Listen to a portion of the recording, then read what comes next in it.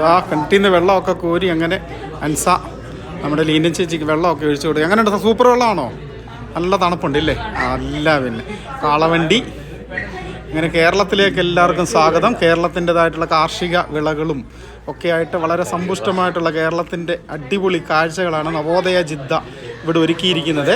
പ്രവാസികൾക്ക് എന്താ ഹാപ്പി. എങ്ങനെയുണ്ട്? കൊള്ളാവോ? സെറ്റപ്പല്ലേ? അങ്ങനെ എല്ലാവരും വളരെ ഹാപ്പി ആയിട്ടുള്ള കാഴ്ചകളൊക്കെ കണ്ട് വളരെ എൻജോയ് ചെയ്യുകയാണ് ഇന്ന് ജിദ്ദയിലുള്ള പ്രവാസികൾ. കണ്ടേ കിണറിൻ്റെ ഒക്കെ ഒറിജിനാലിറ്റി കണ്ടോ? അയ്യോ എന്തോ ഒരാഴവാ.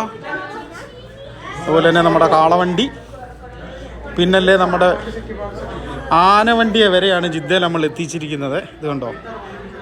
പിന്നെ നമ്മുടെ നാട്ടിലെ പഴയ മാടക്കട കണ്ടോ? അങ്ങനെ എല്ലാ കാര്യങ്ങളുമായിട്ട് സമൃദ്ധമായിട്ടുള്ളൊരു കാഴ്ചയാണ് ജിദ്ദ നവോദയ എന്ന് ഒരുക്കിയിരിക്കുന്നത്.